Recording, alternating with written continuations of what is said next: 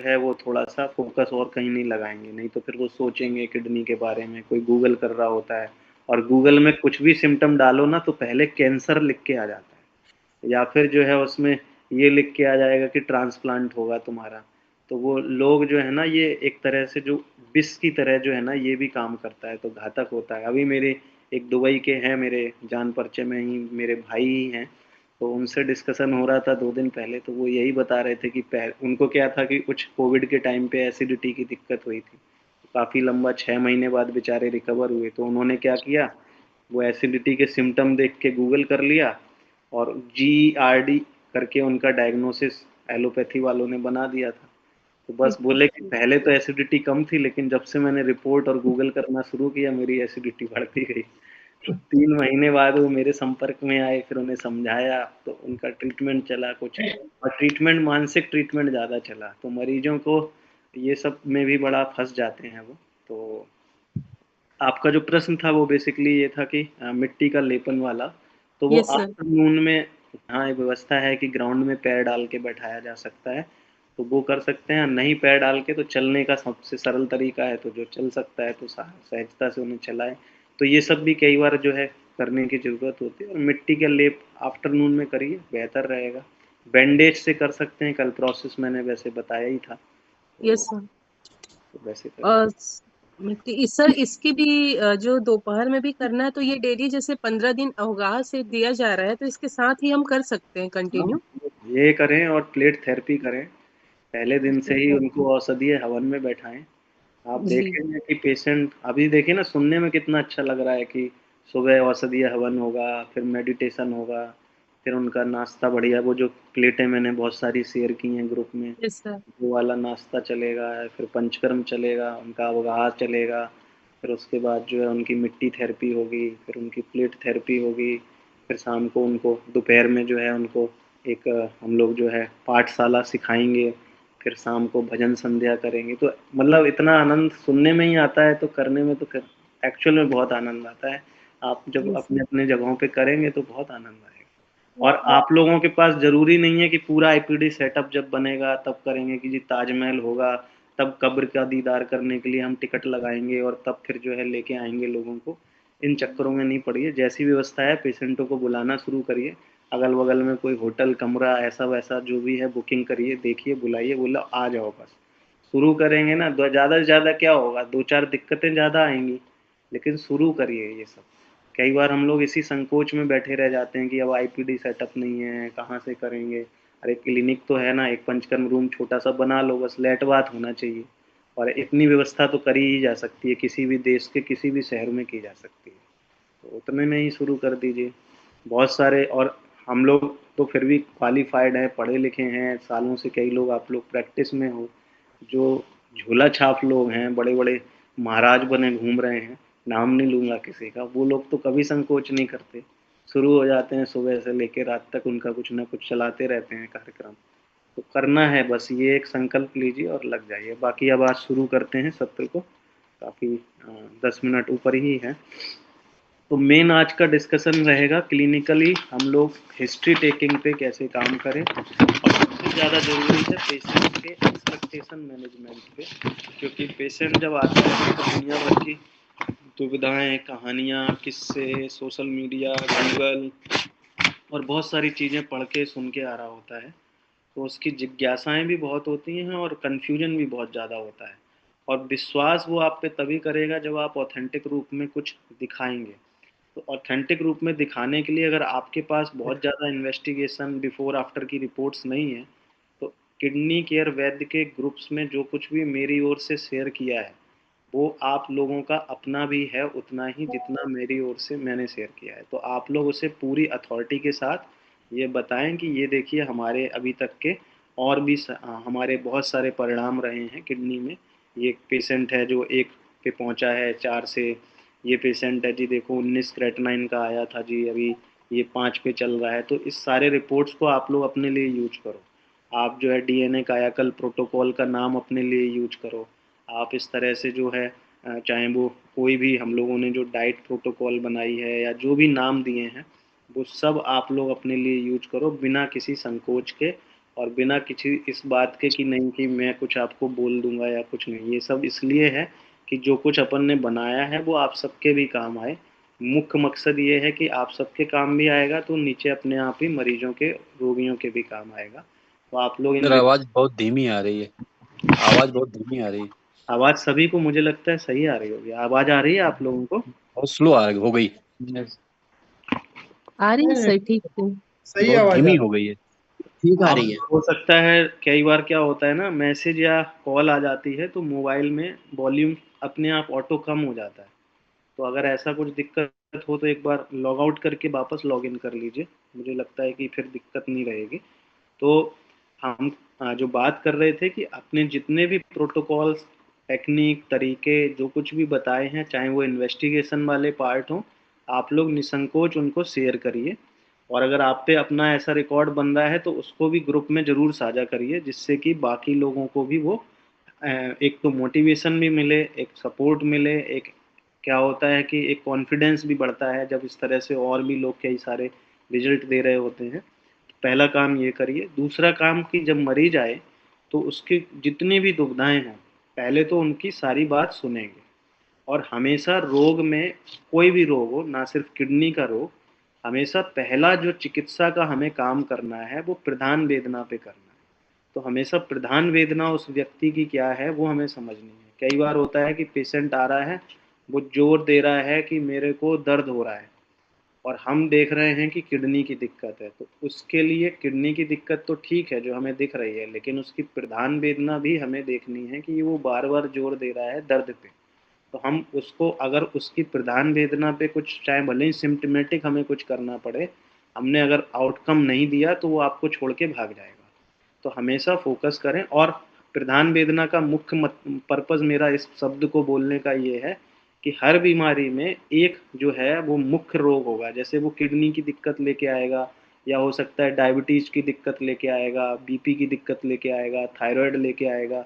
बहुत सारे आजकल कलाकार ही कहूँगा उनको, वो सारी बीमारियां लेके आते हैं और 40-45 तरह की दवाइयों के वो लेके आते हैं पर्चे में उनको, कि ये सर सुबह शाम चल रही है, ये सुबह दोपहर शाम चल रही है, डॉक्टर ने मुझे ये कैल्शियम भी लिखा है, विटामिन भी लिखा है, और ये भी लिखा है। तो वो बहुत सारा कुछ चला रहे होते हैं, मल्टीपल डिसीजेस एक साथ ले रहे होते हैं। और बीपी, शुगर, थायराइड तीनों भी, कई बार ऐसे मरीज भी आते हैं जो ये तीनों चीज़ें भी कर रहे होते हैं, दिक्कतें उनसे ग्रस्त होते हैं, और तीनों चीज़ों की दवाई, आप लोग जो प्रैक्टिस में हैं सारे लोगों को ऐसे मरीज मिलते ही होंगे।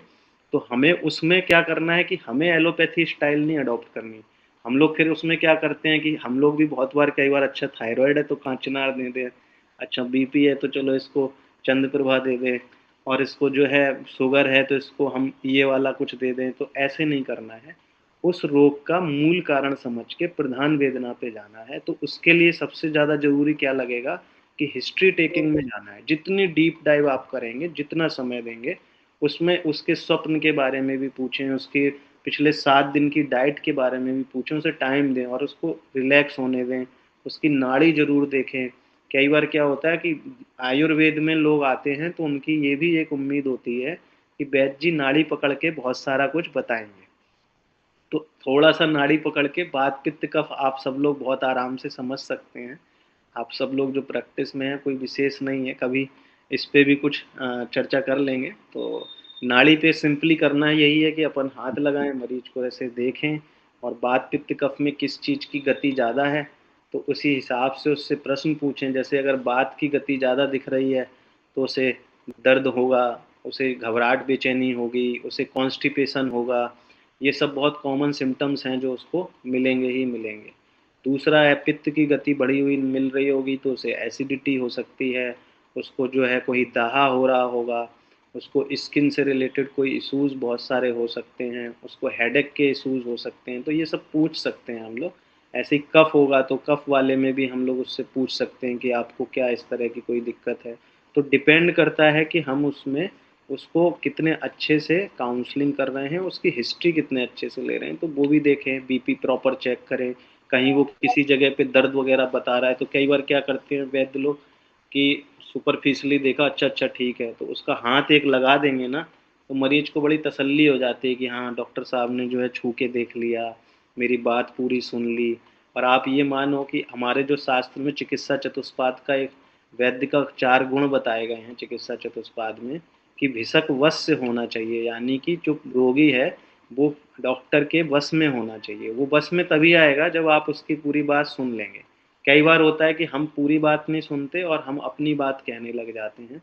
तो हम लोगों को एक पंचतंत्र में कहानी पढ़ाई गई थी, ब्राह्मणी नकुल कथा करके। तो वहाँ पे एक ब्राह्मणी होती हैं और एक नेवला होता है, और वो अपने बच्चे को जो है घर में छोड़ जाया करती थी और पानी भरने जाती थी। तो एक दिन आती हैं तो वो नेवला के मुंह में खून लगा होता है और वो तेजी से उनकी तरफ दौड़ता हुआ आता है, और वो देखती है, वो सोचती है कि इसने कहीं मेरे बच्चे को तो नहीं खा लिया, और वो गुस्से में मटका उठा के उसी नेवले पे डाल देती हैं और वो नेवला मर जाता है। अंदर जाके देखती है तो वो सांप मरा पड़ा होता है। फिर वो सर पकड़ लेती है। तो कई बार हम लोग भी यही करते हैं कि हम पेशेंट के सिम्टम्स या वो जो चल फिर रहा होता है, हाव भाव दिखा रहा होता है, वो देख के हम डिसाइड करने लग जाते हैं और चिकित्सा लिखते हैं। तो ये देखने में बोलने में बहुत सिंपल सी पॉइंट्स हैं, लेकिन प्रैक्टिकली जब हम इसमें काम अगर सही से इन छोटी छोटी बातों को सही से ध्यान रखें तो आउटकम बहुत अच्छे आते हैं। तो पेशेंट को सिर्फ उसको देख के ऑब्जर्व नहीं करना है, उसकी पूरी कथा कहानी सुननी है। और कई बार मरीज झूठ बहुत बोलते हैं, जैसे वो अल्कोहल लेते रहेंगे, वो चाय 4-5 बार पीते होंगे, वो स्मोकिंग करते होंगे, वो कुछ और नॉन वेजिटेरियन खाते होंगे, फिर वो छुपाएंगे बताएंगे नहीं। तो ये सब ना खोद खोद के निकालना है उनसे, उनके आसपास जो साथ में आया हो उनसे भी पूछना है। और उनसे एक चीज़ और करनी है जो मैं अपने यहाँ पे बहुत करने लगा हूँ और उससे बहुत अच्छे रिजल्ट मिले हैं, कि पेशेंट जब भी आता है, खास करके किडनी वाले में मैं ये फॉलो अप जरूर करता हूँ। पेशेंट को इंस्ट्रक्शन होता है कि 15 दिन तक वो लगातार अपने सुबह दोपहर शाम खाने की जो फ़ोटो है, चाहे वो नाश्ता करें चाहे वो डाइट लें, वो फ़ोटो हमारे क्लिनिक का या ऑफिस में जो नंबर है उस पर वो व्हाट्सअप करते हैं। तो ये हम लोग रूटीन में लेते हैं। और जिस दिन मिस हो जाता है अगले दिन उसको ऑटोमेटिकली टीम कॉल कर देती है। ये टीम को इंस्ट्रक्शन होता है कि इनसे पूछो कि इनकी फ़ोटो क्यों नहीं आई। तो उसको ये फील आ जाती है मरीज को कि मेरी मम्मी की तरह कोई और भी है जो मेरी चिंता कर रहा है।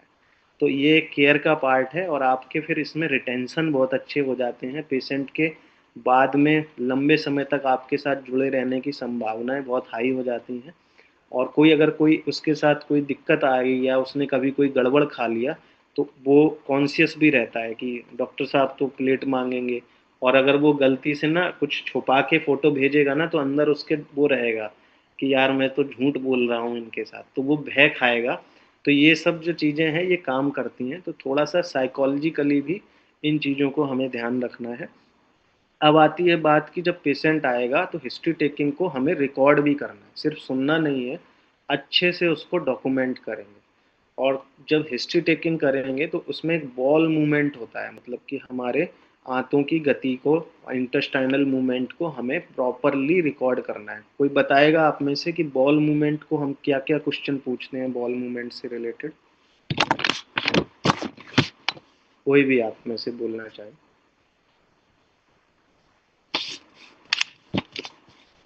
कॉन्स्टिपेटेड है या नहीं, ठीक है सर।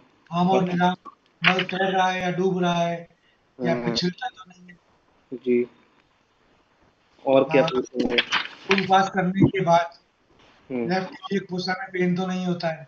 हम्म उसके अलावा जो है खाने के साथ साथ जब कभी उसे कोई गैस एसिडिटी तो नहीं होती, कोई उसका जो है पेट तो नहीं फूलता, सीने में जलन तो नहीं होती।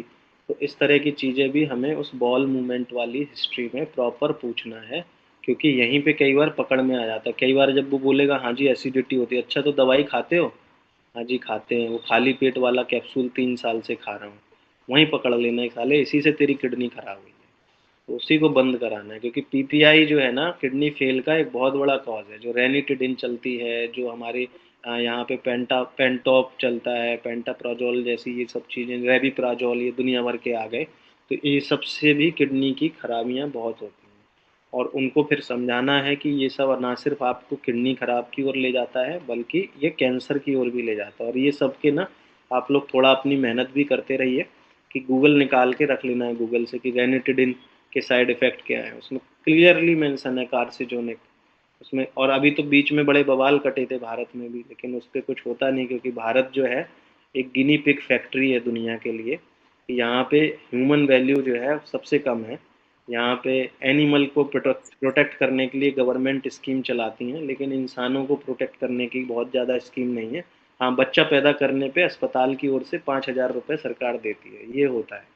लेकिन आप जो है बचे रहें, सर्वाइवल अच्छा रहे, उस पे बहुत सारी सुविधाएं कम हैं। तो हम लोगों को, रोगियों को सही से हिस्ट्री टेकिंग में लेने के साथ साथ इस तरह की चीज़ें बहुत डिटेल में लेनी है, डीप डाउन करनी है, और अपना रिकॉर्ड अच्छे से मेंटेन रखना है। उसी को आप फिर आगे रिलीफ मैट्रिक्स के रूप में दिखा सकते हैं। रिलीफ मैट्रिक्स के रूप में कैसे दिखा सकते हैं? फॉर एग्जांपल, आपने पूछा पेशेंट से कि उसको सूजन है, तो पहली बार आया वो सूजन कब से है जी? 2 महीने से है। अब उसका सूजन कहाँ कहाँ है? पिटिंग एडिमा है, आपने नोट डाउन कर लिया। पिटिंग एडिमा में भी कि बहुत ज़्यादा पिटिंग एडिमा है, तो बहुत ज़्यादा पिटिंग एडिमा है तो आप उसमें +3 भी लिख सकते हैं कि जी सूजन जो है बहुत ज़्यादा है, कि उंगली रखते ही जो है उसमें गड्ढा हो रहा है। तो इसको हम इस तरह से भी अपने यहाँ मार्क करेंगे कि जी 3+ के हिसाब से कि उसको काफ़ी हाई ग्रेड का सूत है। तो इस तरह से आपका रिकॉर्ड हो गया। अब 7 दिन बाद, 10 दिन बाद, 15 दिन बाद जब आपने फॉलोअप के लिए बुलाया, तब आप उसको मॉनिटर करेंगे कि जी हाँ जी, अब बताओ क्या दिक्कत है। पेशेंट हमेशा जब भी आएगा डॉक्टर के पास तो कहेगा डॉक्टर साहब आराम कम है, ये आप मान के चलना, चाहे वो कितना भी सही हो रहा हो। ज़्यादातर बार वो ये कहानी लेके आता है, और ये आपके लिए सबसे बड़ा इंडिकेशन है कि अगर वो दोबारा आ गया तो उसे आराम है। अगर आराम नहीं होता दोबारा झकने भी नहीं आता। जनरली ये सबसे बड़ा इंडिकेशन होता है।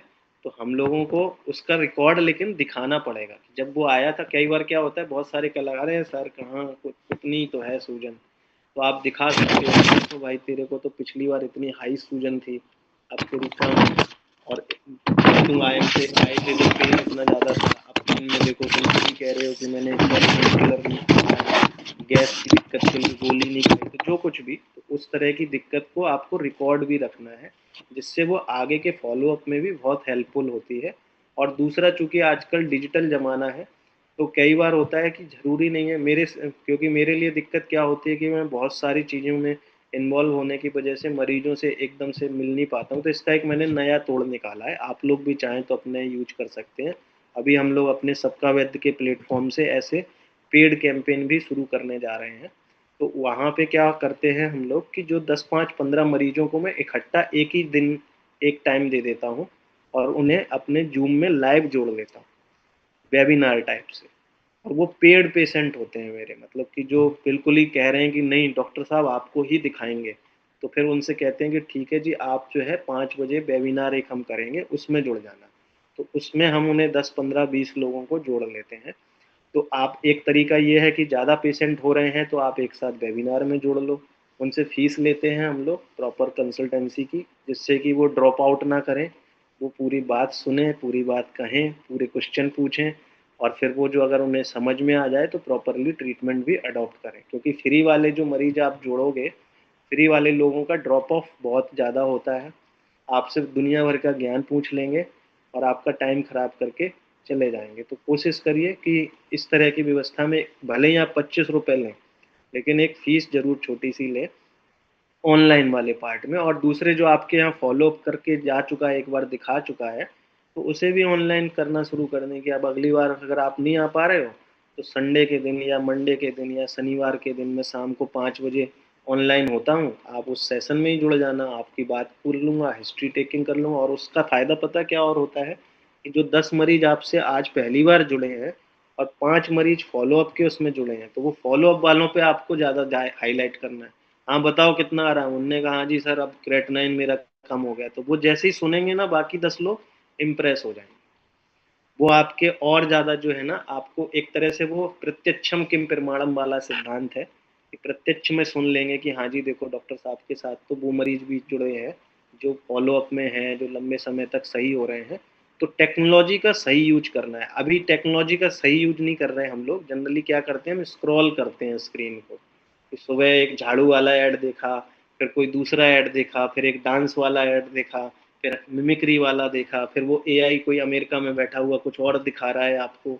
तो हम लोग उसमें लग जाते हैं कई बार। मेरा स्क्रीन टाइम, आज जैसे संडे है ना, तो आज का स्क्रीन टाइम भी अगर आपको अभी मैं दिखाऊं, इवन दिखाई देता हूं, आधा घंटा होगा लगभग। इससे ज़्यादा मेरा मोबाइल में यूज ही नहीं करता हूँ जनरली। और अभी देखिए शाम के 7:30 बज रहे हैं, तो आप लोगों को दिखा देता हूँ। तो हम लोगों को अपने स्क्रीन को कंट्रोल करना है अगर हमें वास्तविकता में कुछ बड़ा काम करना है, ज़्यादा अपने आप को एक आगे लेवल पे लेके जाना। ये देखिए 43 मिनट है, अगर आप लोगों को दिख रहा हो स्क्रीन। 43 मिनट आज का मेरा पूरा दिन का स्क्रीन यूज है। इतना ही रहता है, 1 घंटा से ज़्यादा मेरा स्क्रीन यूज जनरली होता नहीं। और बहुत ज़्यादा जब अगर लगता है कि 1 घंटे से ऊपर जा रहा है, तो मैं व्हाट्सअप को, फेसबुक को, मेरे इस मोबाइल में जो अभी दिखाया, इसमें फेसबुक नहीं है, इसमें व्हाट्सअप नहीं है, इसमें इंस्टाग्राम नहीं है। व्हाट्सअप है, व्हाट्सअप को सिर्फ मैं ऑनलाइन यूज करता हूँ, जो हमारा बेसिकली आजकल जो स्क्रीन लैपटॉप में यूज हो जाती है।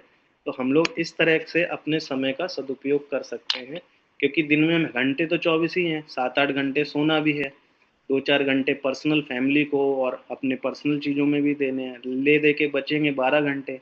तो हम टाइम मैनेजमेंट कई बार अच्छा नहीं करते, जिसकी वजह से क्या होता है कि हम लोग जो है भाग दौड़ भगदड़ में निकल जाता है समय, और हम बहुत सारा समय दूसरी चीज़ों में चला चला डाल देते हैं। तो पर डे का एक रूल बनाइए। एक मतलब ये मेरे ज़िंदगी का पिछले 5-6 साल का आपको रूल बता देता हूँ कि एक तो स्वाध्याय करिए। जैसे आपको कुछ भी, अभी मैंने कोई भी चर्चा की, फट से लिंक भेज देता हूँ, कोई आपको कंटेंट भेज देता हूँ, तो ये पर डे 1 घंटा बस पढ़ने की वजह से है। आज भी मेरा रूल है कि सुबह 5 बजे, 5:30 बजे बहुत सारी किताबें हैं, जो कुछ भी मन होता है, कोई भी विषय हो, वो मैं ज़रूर पढ़ता हूँ। और इवन आज आप लोगों के लिए भी 2 किताबें मैंने रखी हुई हैं, तो आपको अभी ग्रुप में भी मैं फ़ोटो भेज दूँगा। एक तो पब्लिक स्पीकिंग की ये किताब है, बहुत काम आएगी आप लोगों के। अमेरिका के एक डेल कार्नेगी करके हैं, बहुत ही मतलब इनकी 2-2 करोड़ बुक्स बिकी हुई हैं, बहुत सारे, और 2 करोड़ से भी ज़्यादा ही बिकी हैं, मैंने बहुत छोटा नंबर बोला है। तो डेल कार्नेगी की ये पब्लिक स्पीकिंग की, how to develop self confidence और influence people by public speaking, ये वाली जो किताब है हिंदी में मिल जाती है, मैं आपको अभी ग्रुप में फ़ोटो खींच के भेज दूंगा। ये किताब पढ़ें। दूसरा, अपने काम को कैसे बेहतर करना है, उसके लिए एक ये रीवर्क करके किताब है, तो ये रीवर्क किताब भी ज़रूर पढ़नी है। तो ये है, ये भी एक अमेरिका के जेसन फ्राइड करके राइटर हैं, और इनकी खुद की बहुत बड़ी बड़ी कंपनियां रही हैं। तो इन लोगों ने इसको अपने जीवन के अनुभवों को इसमें डाला है। तो ये बिजनेस रिलेटेड चीज़ों के एक, समझ लीजिए, बेसिक फंडामेंटल है। आप कुछ भी अपना करते रहें, लेकिन ऐसा एक तो स्वाध्याय में समय दीजिए, ना सिर्फ अपने आयुर्वेद को पढ़ें बल्कि इस तरह के विषयों को भी पढ़ें। दूसरा जो है, हम लोगों को रूटीन बनाना है, अपने आप को भी एक वैद्य वाले ऑरा में, वैद्य वाले। दूसरा, पर्सनैलिटी डेवलपमेंट पे थोड़ा सा काम करिए। जैसे आप लोगों ने अगर शायद गौर किया हो कि तीनों दिनों में जब भी आप लोगों से रूबरू हुआ हूँ, तो एक अपने एक ड्रेस सेंस में ही मैं आप लोगों से मिला हूँ, और जनरली रूल है कि घर के बाहर अगर निकलूंगा तो इसी गेटअप में मैं जनरली रहता हूँ। तो हम लोगों को भी एक इस तरह के गेटअप में बनाना है। इससे क्या होता है, जैसे आप लोगों को खुद एक अभी एक उदाहरण देता हूँ कि जब आप शादी में सूट वूट पहन के बढ़िया सोने की चेन डाल के, अपने हाथ में घड़ी वड़ी डाल के निकलते हैं, तो कॉन्फिडेंस कैसा होता है। कई बार अपने आप को शादी का जो है ना, हम लोग दूल्हा मान लेते हैं, अपने आप को एकदम अलग एटीट्यूड में, एक अलग ऑरा में घूम रहे होते हैं। तो ये बहुत काम करता है एक्चुअल में। ये यूनिवर्स में इस तरह के जब हम तरीके से घूम रहे होते हैं और रोज ऐसा करते हैं, तो आप ये मान लो कि यूनिवर्स भी आपको वैसा ही बना देता है। अपने आप ही वो जो कहते हैं ना, वो वैभव संपन्नता अपने आप ही आप देखोगे कि अपनी ज़िंदगी में बढ़ जाती है। तो इस ऑरा और इसके लिए लगता कुछ नहीं। मेरे पास ऐसी 10-12 सदरियाँ अब ख़ैर ज़्यादा ही हो गई हैं, करते-करते, क्योंकि बहुत सालों से लिए जा रहा हूँ।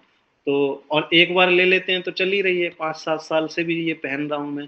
तो क्या है कि आप अपनी ऐसी 5-7 ड्रेस कर लीजिए और बाहर निकलें तो अपना बस एक अपने वैधत्व के रूप में निकलें। कई बार मैं कुर्ता पजामा पहन के निकलता हूँ, तिलक लगा के ही जाता हूँ, केसर का छोटा-सा टीका लगाता हूँ माथे पे, उससे थोड़ी ऊर्जा अच्छी लगती है और सकारात्मकता रहती है। और क्या होता है कि दिन भर में कई बार कोई नेगेटिव चीज़ें भी हो जाती हैं, कई बार होता है कि कोई कुछ बोल दिया, कई बार कोई अप्रिय घटना हो गई। तो जब हम ईश्वर से ऐसे रोज़ साक्षात्कार अपना करते रहते हैं, तो ऐसी जो नेगेटिव चीज़ें हैं ना, वो भी निकल जाती हैं।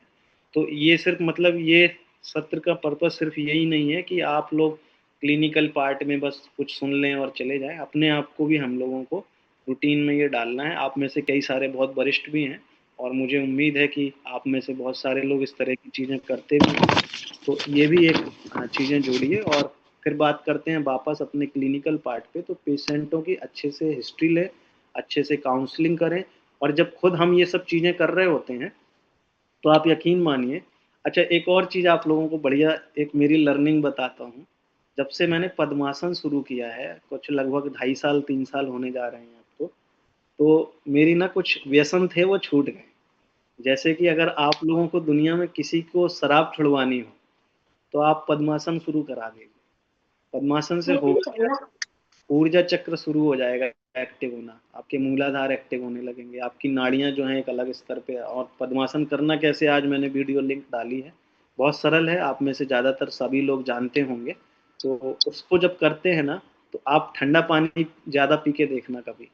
और जो लोग अल्कोहल के शौकीन हो, मदपान के शौकीन हो, तो आप मदपान करके देखना, आप पागल हो जाएंगे उस दिन। क्योंकि आपकी नाड़ियां इतनी सकारात्मक रूप से ऊर्जा को नीचे से ऊपर की ओर ले जा रही होती हैं। जनरली क्या होता है, हमारी ऊर्जा ऊपर से नीचे की ओर जाती है और फिर इसी वजह से क्या होता है कि हम सुबह जिस एनर्जी से उठते हैं वो एनर्जी शाम को नहीं रहती।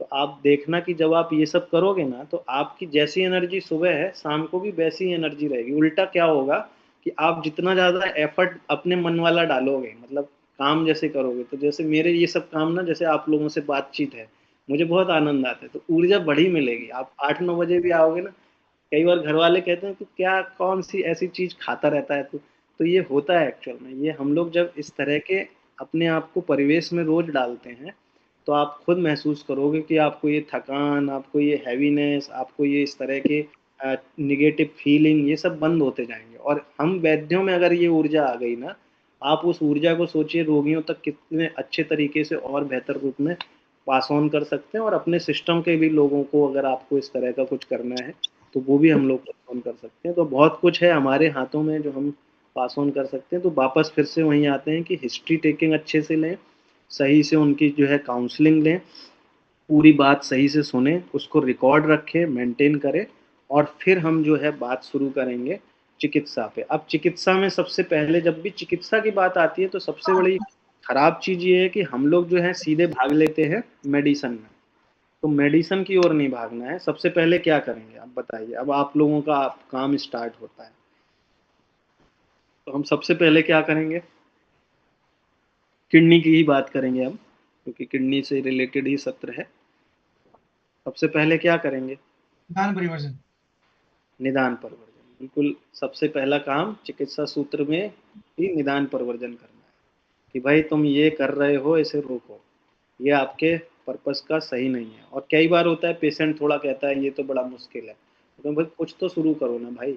कई बार होता है कि अब किडनी का पेशेंट है, वो एसी में ही सो रहे हैं, वो एकदम एसी में सोते सोते क्या हो रहा है कि वो शरीर शरीर से स्वेदन ही नहीं हो रहा उनका। कभी कभी वो बस आज से सुखम स्वप्न सुखम वाले माहौल में हैं, बढ़िया बाबूजी वाली luxurious life, heavy heavy rich. और आजकल आप लोग खुद एक ट्रेंड देख रहे होंगे कि अब भुखमरी से लोग नहीं मर रहे, ज़्यादा खाने से जो है बीमार भी हो रहे हैं और मर भी रहे हैं। तो इस तरह से जो है हम लोग इस वाले पार्ट पे पेशेंट को ज़रूर समझाएं कि अपना जो है रूटीन में चेंज करें। तो अपना निदान परिवर्जन, जैसा कि सर ने बताया, तो निदान परिवर्जन का पहला पार्ट है। अगला पार्ट क्या होगा, आहार विहार। आहार विहार, हाँ, निदान परिवर्जन का ही अगला हिस्सा है वो। आहार विहार निदान परिवर्जन से ही जुड़ा हुआ है। आहार विहार में हम लोग उनको जो करना है डू और डोंट डू, तो ये हम लिख के देंगे कि भैया ये आपने करना है, ये नहीं करना है। फॉस्फोरस वाली ये चीज़ें नहीं खानी है, ये खाते रहनी है। ये ऐसी चीज़ें हैं, ये ऐसे लेनी है, ये नहीं लेनी है। तो इस तरह से हम पूरा उनको डू एंड डोंट डूज वाली दोनों चीज़ें हम उनको लिख के देंगे। इसके बाद हम और क्या करेंगे, फल परीक्षण, हाँ, दोषों की अंशांश कल्पना। सात परीक्षण। परीक्षण तो पहले ही हो गए ना, हिस्ट्री टेकिंग वगैरह के बाद ही हम चिकित्सा की ओर बढ़ते हैं, तो वो हो गया। अब हम लोग व्यवस्थित व्यवस्था अब पर। हम दोषों की हाँ, अंशांश कल्पना करेंगे। आम पाचन करेंगे और धात्वग्नि वर्धन का हाँ, शुरू करेंगे। अब हम यहाँ पे आएंगे जो मेन चिकित्सा का पार्ट हम है, जो हमने कल डीएनए कायाकल्प प्रोटोकॉल में चर्चा की थी। तो अब हम सीधे मुद्दे पे आएंगे कि हम डीएनए कायाकल्प प्रोटोकॉल को अब अप्लाई करेंगे, जहाँ पे सबसे पहला काम है कि आम पाचन के लिए हम लोग कुछ कार्यक्रम शुरू करेंगे उनका, और धात्वाग्नि दीपन करना है, जठराग्नि दीपन करना है, या कुछ और करना है, तो हम पहली काम इन्हीं दो चीज़ों की ओर करेंगे। और इसके लिए सबसे बढ़िया ड्रग कौन सा रहेगा, आप बताइए। मुस्ता। धात्वाग्नि, हाँ मुस्ता एक है, और क्या करेंगे। मुस्ता क्यों, सर आप नहीं बताइएगा, बाकी लोगों से प्रश्न है। मुस्ता क्यों देंगे, सुशील सर आप भी नहीं बोलना। मुस्ता क्यों देंगे, और क्या करेगा मुस्ता। अग्नि दीपन तो त्रिकटु से भी हो जाए। वात शामक है, ठीक है, और कुछ और पित्तवर्धक, कोई आंसर, पित्त बढ़ाएगा। और कोई आंसर है। देखिए कल हम लोग एक चर्चा कर रहे थे, जैसा भी सर ने बोला कि अग्निदीपन त्रिकट्टू से भी करेंगे, तो हम साउथ के बहुत सारे फॉर्मूले अडॉप्ट कर लेते हैं नॉर्थ में। तो अग्निदीपन ये जो है, हमें क्या है कि जब हम मुस्ता देते हैं तो ये शीत वीर्य है, और हमारा जो नॉर्थ का माहौल है वो क्या है कि रोगियों की जो प्रकृतियां हैं वो पित्त प्रधान ज़्यादा है, आहार विहार पित्त प्रधान ज़्यादा है, और 7 8 9 महीने जो है यहाँ पे गर्मी ज़्यादा रहती है। सर्दियाँ अब जैसे अभी अक्टूबर लास्ट हो गया है, लेकिन सर्दी अभी हमारी स्वेटर वाली सर्दी भी नहीं आई है, तो 2 महीने की सर्दी जनरली रह गई है। दिसंबर के 15 20 दिन सर्दी कुछ वो ज़्यादा रहती है, और जनवरी में थोड़ी सर्दी रहती है। अदरवाइज हमारे उत्तर भारत की सर्दी अब इतनी ही है, 2 से ढाई महीने से ज़्यादा सर्दी कहीं भी नहीं है। अपार्ट फ्रॉम की जो एकदम ही कोई पहाड़ी इलाके में, हिमाचल हिमाचल में या कश्मीर में ही कोई बैठा हो तो उनकी बात नहीं कर रहा हूँ। अदरवाइज जो हम लोग मैदानी इलाके नॉर्थ के जो बाकी हिस्सों में 2 ढाई महीने से ज़्यादा नहीं रहती। तो अब ऐसे में मुस्ता बहुत कारगर है। मुस्ता क्या है कि पित्त प्रधान को दे दो आप चाहे, और उसका एक और काम है कि वो त्रिदोष हर भी है, तो तीनों दोषों में भी काम कर जाता है, शीतवीर्य भी है, आम पाचन का भी काम करता है। तो वो आम पाचन के लिए एक सरल और बेस्ट औषधि है। और जो अपने कल मैंने एक फ़ोटो शेयर की थी संजीवनी क्लिंजिंग काढ़ा, तो उसमें मुस्ता के अलावा और भी ऐसे औषधि योग हैं जो आपको आम पाचन में बहुत हेल्पफुल काम करते हैं, और आपके किसी भी तरह के जीर्ण रोगों के दीपन में जो है, जठराग्नि दीपन में काम रहता है। और दूसरा, अब जनरली चित्रकादि बटी चलती है अग्नि दीपन में, टैबलेट में कई बार देते हैं, तो उसका अल्टरनेट कौन बताएगा। चित्रकारी बट्टी की जगह हम लोग जो है क्या देंगे, शंखबटी भी दे सकते हैं। और क्या देंगे, शंखबट्टी भी एक ऑप्शन अच्छा है। जैसे ये संजीवनी कार्ड शंखवटी, थोड़ा बीच बीच में लसुनादि। जी, और क्या बताया शंखवटी के,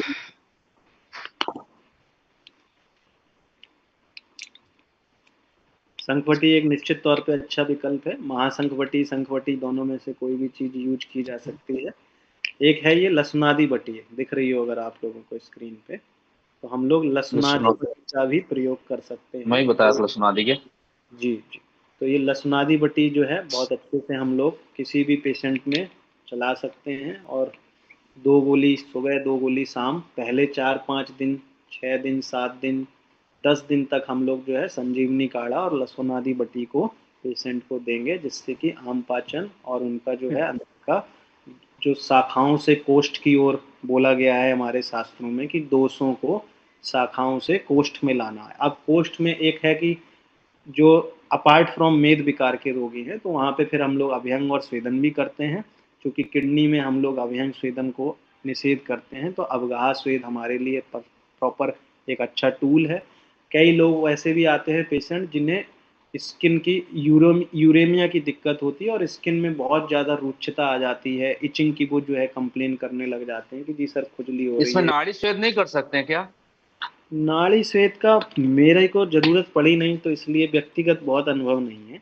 आप ट्राई मार के देखिए, क्यों ना किया जाए, ऐसा कर सकते हैं। अब वहाँ पे ही काम हो जाता है अपन, और उसमें क्या है ना थोड़ा कि अगर बहुत अपने को उसके एक पर्टिकुलर पार्ट में करना है, उसका, क्योंकि इसलिए हम लोगों ने क्या कभी क्या ट्राई नहीं ऐसे क्यों किया। नहीं किया जा सकता है?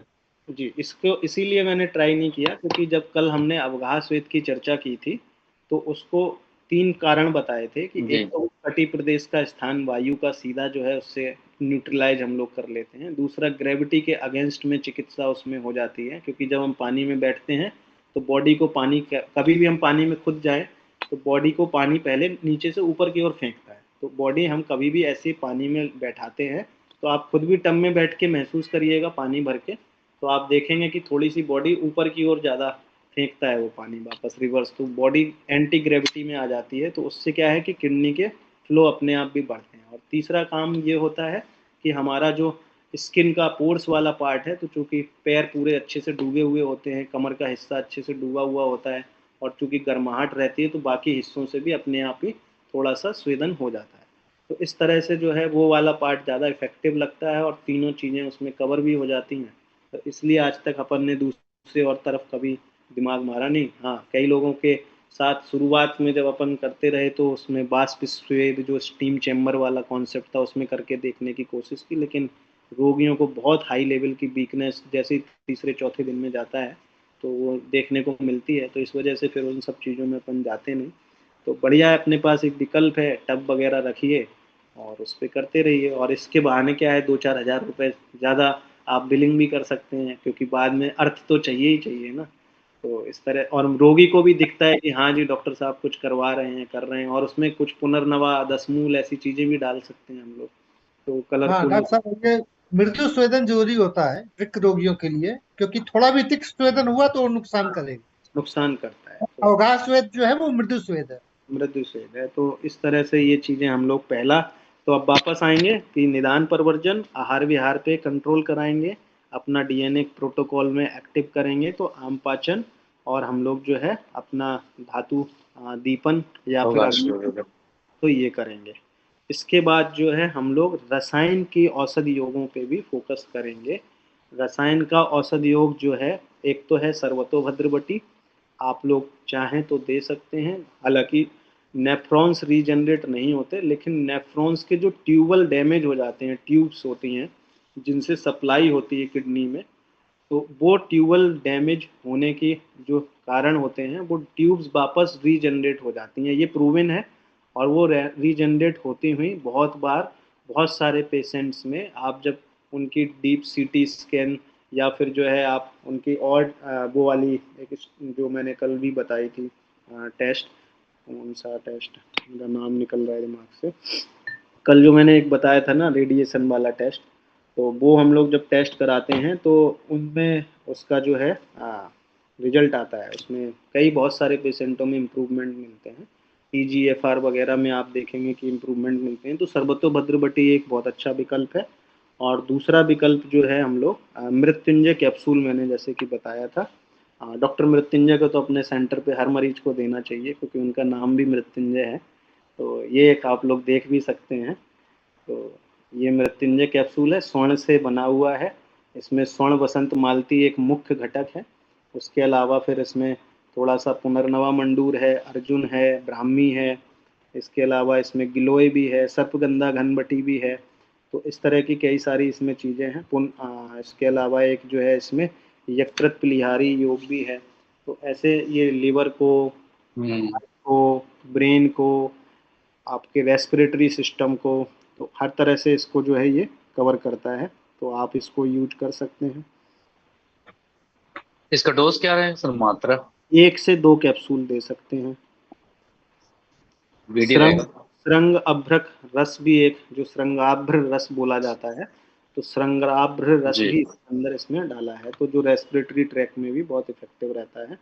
और दैव विपाश्रय चिकित्सा से जुड़ा हुआ ये अपन ने बनाया है कि रोगियों को हम लोग थोड़ा सा कन्विंस करने की कोशिश करते हैं कि इसको खाने से पहले 10 बार, 15 बार, 21 बार थोड़ा सा कोई मंत्र पढ़ लें, जो भी भगवान वो मानते हों या जिस किसी भी धर्म को वो मानते हों, तो उससे जुड़ी कोई चीज़ अपनी वो उपासना इबादत वो अपनी कर लें। तो ये कैप्सूल बड़ा इफेक्टिव है और वेजिटेरियन है इसके अंदर कैप्सूल, तो इसको भी आप लोग उपयोग करा सकते हैं। बाकी आपको लगता है कि आपको सिंपल स्वर्ण बसंत मालती देना है या और किसी को प्रमेह ज़्यादा है तो बसंत कुसुमाकर देना है, वो आप लोग अपना डिसाइड कर सकते हैं। और फिर दूसरा पेशेंट की पॉकेट को भी ध्यान रखना है कि कौन अफोर्ड कर सकता है, तो उस हिसाब से अपन दे सकते हैं। एक शिलाजीत का भी कल हमने जिक्र किया था, तो जो ज़्यादा अफोर्ड नहीं कर सकते हैं तो उन्हें शिलाजीत नैमित्तिक रसायन के रूप में हम लोग दे सकते हैं। ये 2000 mg वाला है। इसमें रॉ शिलाजीत का एक्सट्रैक्ट 2000 mg से निकाल के इसमें पाउडर करके डाला है अपन लोगों ने। तो हम लोग, और इसकी क्वालिटी जो, जितना इसके अंदर फ्लूविक एसिड जितना होना चाहिए उतनी ही मात्रा में एक्चुअल में जो आयुर्वेदिक फार्माकोपिया ऑफ इंडिया में मेंशन्ड है वो एक्चुअल में लैब टेस्टेड अपना ये प्रूविन बिल्कुल है। तो हम लोगों ने इसमें डाला हुआ है। तो ये भी आप लोग तो शिलाजीत को उपयोग करा सकते हैं। वैसे बाजार में हमने जब लैब टेस्ट कराया तो डाबर का शिलाजीत भी पूरे पैरामीटर्स पे खरा उतरा। तो अगर आपको सहजता से कोई शिलाजीत मिल रहा हो तो वो भी। और हम लोग कोशिश क्यों ये सब करते हैं कि इससे होता क्या है, अपनी मोनोपोली क्रिएट हो जाती है। अब आप डाबर शिलाजीत लिखोगे, दोबारा वो बाजार में कहीं से भी जाके उठा रहा होगा। तो कई बार पेशेंट को थोड़ा सा इस तरह से ये सब देने से पेशेंट दोबारा क्या होता है, अरे नहीं वही वाला डब्बा लेना है भाई, और वो फिर इधर उधर ज़्यादा दिमाग नहीं लगाता है। फिर इसके अलावा औषध योगों में जब हम बात करते हैं तो जी जी सर जैसे किसी पेशेंट को वो शरीर में रुक्षता और यूरेमिया दोनों की दिक्कत है, तो और क्या इसमें ऐड किया जा सकता है? किस चीज़ में? शरीर में जैसे रुक्षता बहुत है और हाँ, यूरेमिया दोनों आ रहा है, तो और क्या इसमें किया जा सकता है? उसमें जनरली ना अभ्यंग एक तो पहला पार्ट है, दूसरा हरिद्रा खंड वगैरह यूज कर सकते हैं तो काफ़ी अच्छे रिजल्ट आ जाते हैं। मेन तो बाहर से रुचिता उनकी अवॉइड करें, और उनको जो है ओरली भी अगर देना है तो थोड़ा बहुत कभी कभी जो है उनको स्नेहपान करा सकते हैं। एक आध चम्मच से ज़्यादा नहीं देंगे, और बाकी तो यही चीज़ें करने से रिजल्ट आ जाते हैं। और एक फिर मैं अभी लिवर की और एक योग बताता हूँ। तो जो हमें हिपोटिव प्रोटेक्टिव चीज़ों पे ध्यान रखना है, तो एक कासनी अर्क आता है अपना, प्राणाचार्य करके कंपनी का कासनी यस अर्क सर। है। तो हाँ। कासनी से एक्सट्रैक्ट करके, और हम लोगों ने अपना वहाँ पे एक प्रॉपर डिस्टिलेशन का यंत्र लगाया हुआ है, स्टील का बहुत अच्छा बड़ा सेटअप है। तो वहाँ से वो कासनी अर्क निकालते हैं। और एक जिगर लिप करके ये टैबलेट है। तो इस जिगर लिप टैबलेट में भी ऐसे 10 के करीब कॉम्बिनेशन है। तो उन सबको भी हम लोग देते हैं। और आप लोग लिवर से रिलेटेड ऐसा कोई भी, जैसे एम्बलिक्योर डीएस है, और मार्केट में एक लिवोमिन आता है। कोशिश ये नाम मैं क्यों बता रहा हूँ कि आप फिर अगर 52 देंगे तो फिर वही बाजार में इजीली अवेलेबल है, मरीज उठाएगा और फिर वो 52 ही खरीदने लगेगा। तो कुछ अलग तरह की चीज़ें दें। और ये जिगर लिप अपन, और बहुत सारी इसमें चीज़ें हम लोगों ने डाली हैं, मकोई है, भृंगराज है, लिवर से रिलेटेड और बहुत सारी चीज़ें इसमें, भूमि आमलकी भी है, कुटकी भी है। तो ये सारी चीज़ों का एक कॉम्बिनेशन, और कासनी अर्क के साथ हम लोग इसको देते हैं तो बहुत अच्छे रिजल्ट आते हैं। रक्त निर्माण की प्रक्रिया बहुत अच्छी रहती है। और जहाँ लग रहा है कि हीमोग्लोबिन डाउन ज़्यादा है या शोथ ज़्यादा है, तो हम लोग नवायस लौह को जो है ऐड ऑन कर सकते हैं। तो नवायस जी सर। लौह आप लोग जो है साथ में दें। और कई बार होता है कि नवायस लौह की जगह पुनर्नवा मंडूर कुछ लोगों को देना है, तो आप लोग पुनर्नवा मंडूर भी प्रेफर कर सकते हैं। कोई एग्जैक्ट सर रिस्ट्रिक्शन। वंगसील वगैरह का यूज नहीं है इसमें? बंगसील का मैं उसमें ज़्यादा प्रयोग किया नहीं हूँ। शुरुआती प्रैक्टिस में करता रहा हूँ, लेकिन अभी चूंकि उसमें हम जब कॉन्सेप्ट समझेंगे तो उसमें मूत्रल वूत्रल वाली चीज़ें बहुत लिमिटेड ही देनी होती हैं। तो उसमें अपने पास जैसे कि पुनर्नवा वगैरह के योग हैं, या एक अभी मैं सिरप बताने वाला हूँ, आप लोग उसको भी लिख लो। रीनल अप प्लस के नाम से एक सिरप आता है प्राणाचार्य कंपनी का। और चूंकि बाजार में ये सब चीज़ें इजीली उपलब्ध नहीं है, नीरी के एफटी दोगे वो आजकल हर जगह बिक रहा है, अखबारों में भी ऐड छाप रहे हैं उसका। तो वो फिर भी पेशेंट है कि आपसे लेगा, फिर वो बाजार में कहीं और खरीदेगा। तो रीनल अप प्लस करके जो सिरप है प्राणाचार्य कंपनी का है, बहुत अच्छे रिजल्ट है, ज़बरदस्त काम करता है। और किसी को किडनी के स्टोन भी हैं तो यूथ्रो करके एक यूथ्रो करके एक सिरप आता है उनका। जैसे कि आप मान लो नीरी, प्लेन वाला नीरी जैसे आता है वैसे ही यूथ्रो। तो ये सिरप भी बड़ा अच्छा है, किडनी स्टोन को भी आराम से जो है निकाल देता है। तो ये करें। और इसके अलावा प्रोस्टेट भी कई बार पेशेंट को डिस्टर्ब मिलती है, तो वहाँ पे अपन लोग, मैं आपको एक और कैप्सूल का नाम बता देता हूँ, इसी प्राणाचार्य कंपनी का, प्रोस्टो के नाम से, प्रोस्टो प्राण, PROSTO प्रोस्टो प्राण।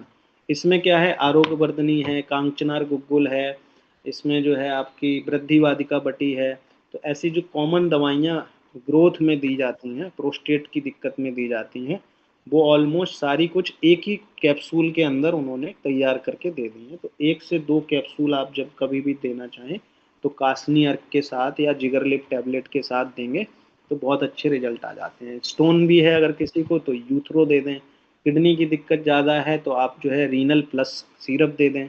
तो इस तरह से ये चीज़ें दे सकते हैं। अब आती है बात कि किसी को एसिडिटी भी है, गैस की दिक्कत है, तो उनको हम लोग क्या करते हैं कि हम लोग एक कपर्दक भस्म, जैसा कल हम लोगों ने बताया था, तो आप अपना कपर्दक भस्म और स्वर्णमाक्षिक भस्म जो है दोनों साथ में दे सकते हैं। ये दोनों ही एसिडिटी वगैरह के लिए भी अच्छी रहती हैं। और एक कैल्शियम का आपने देखा होगा, किडनी के पेशेंट में एलोपैथी वाले कैल्शियम की दवाइयाँ ज़रूर लगाते हैं।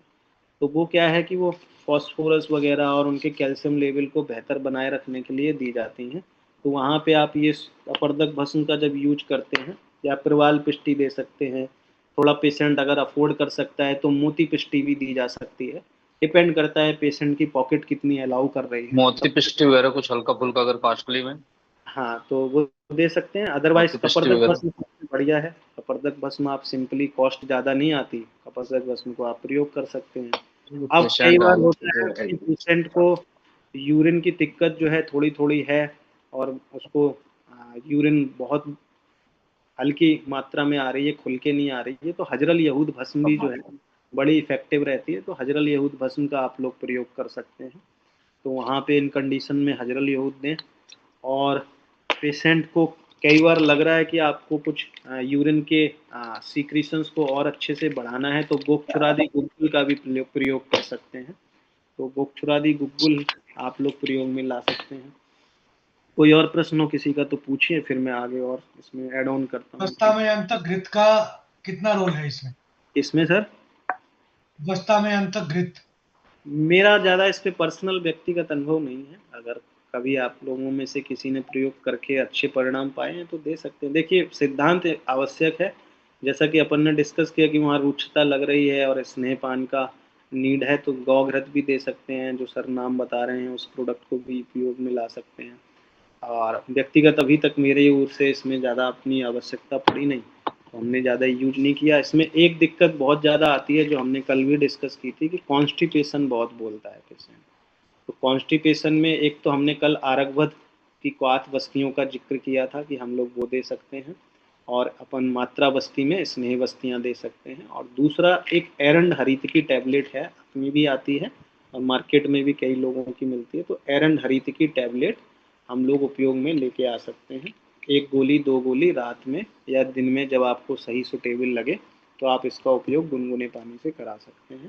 सर और विबंध के लिए हर्षुकंचुकी का भी इसमें कुछ इंडिकेशन है? अश्वकंचुकी एक्चुअल में कई बार उग्र हो जाती है, दस्त वगैरह बहुत बार हमने भी पहले शुरुआती प्रैक्टिस में अश्वकंचुकी का ही यूज किया है। तो उसमें पेशेंट जो बलहीन, क्योंकि ज़्यादातर पता नहीं चल पाता कई बार बल कितना किस तरह का है, तो पेशेंट जो बलहीन होते हैं, अश्वकंचुकी वैसे तो बच्चों के लिए इंडिकेटेड है, लेकिन इसमें भी मेरा पर्सनल अनुभव यही रहा है कि अश्वकंचुकी के बाद भी कई बार पेशेंट जो है मल बेग ज़्यादा आ जाते हैं। एरंड हरित की थोड़ा सा ठीक रिजल्ट इससे रहता है। एडिमा तो काफी कम होता है, मैंने नोट किया है। हाँ, एडिमा कम होता है। एडिमा के लिए बताया ना, जब आप मेन तो देखिए अवगाह में जाएंगे अपन इसमें, और इसके बाद जो है हम लोग डाइट को कराएंगे, उनका जो मॉर्निंग के रूटीन को इम्प्रूव कराएंगे, तो एडिमा उससे अपने आप ही सही होता है। क्योंकि टॉक्सिन्स हम लोग एलिमिनेट जितनी जल्दी करेंगे, जैसे संजीवनी काढ़ा आप शुरू करेंगे, आप देखना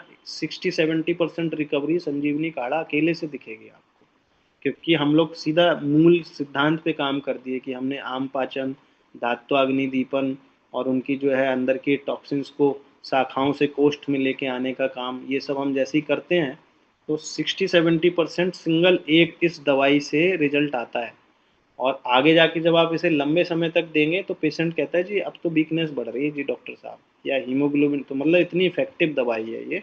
तो हम लोग जो है डिपेंड करता है। और एक और कई बार आता है कि आपको भस्में देनी है, तो अब इसमें दिक्कत आती है प्रैक्टिकली कि भस्म कैसे दें, 150-250 मिलीग्राम, 125 मिलीग्राम। तो उसका तरीका अपन लोग क्या करते हैं कि हम लोग पुनर्नवा चूर्ण, मुलेठी चूर्ण या सौंफ का चूर्ण, इन चूर्णों में मिला के दे देते हैं। तो सौंफ, जो हरी सौंफ होती है, उसका पाउडर करवा लीजिए। पुनर्नवा चूर्ण और मुलेठी चूर्ण जो है, पुनर्नवा चूँकि काम भी आता है रोगियों में, चाहिए भी होता है, और पुनर्नवा रेजुविनेशन का काम भी करता है।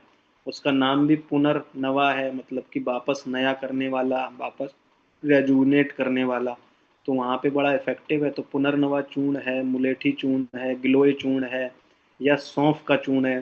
तो मुलेठी और सौंफ के चूर्ण को ऐड करने का पर्पज़ ये रहता है कि औषधि का स्वाद ठीक बना रहता है, क्योंकि अपने आयुर्वेद में एक और चैलेंज है कि औषधियों के स्वाद की वजह से रोगी भाग जाते हैं कई बार। तो या कई बार जो है वो इरिटेट होते हैं, लंबे समय तक नहीं खा पाते, तो उनके लिए जो है सौंफ में आप कपर्दक भस्म मिला के दे दीजिए, स्वर्ण माक्षिक भस्म मिला के दे दीजिए, या फिर जो है आप अपना हजरल यहूद भस्म मिला के दे दीजिए। तो इस तरह की जो भस्में हैं आप लोग मिला के देंगे, आराम से वो खा लेगा। तो डोज भी सेट कर सकते हैं कि भाई 100 ग्राम के डब्बे में आपने 10 ग्राम कोई भस्म डलवा दी, या 60 ग्राम के डब्बे में डलवा दी, और 1 ग्राम 2 ग्राम की डोज में पेशेंट को खाने को बोल दिया। तो इस तरह से दिया जा सकता है। पेशेंट जिन्हें डायबिटीज़ नहीं है, कॉन्स्टिपेशन है, तो कई बार अभिपत्तिकर वगैरह भी काम कर जाता है। आजकल अभिपत्तिकर की कुछ कंपनियां टैबलेट भी बनाती हैं, तो वो टैबलेट फॉर्म में भी हम उपयोग कर सकते हैं। वैसे बट एरंडाई अगर पेशेंट डायबिटिक है तो नहीं दे पाएंगे। उसमें आजकल, क्योंकि मिश्री जो शास्त्रों में वर्णित है वो मिश्री का वर्णन है, लेकिन अब वो मिश्री विश्री कोई मिलाता नहीं, सीधी शर्करा मिलाते हैं। तो मीठा तो शर्करा होता ही है।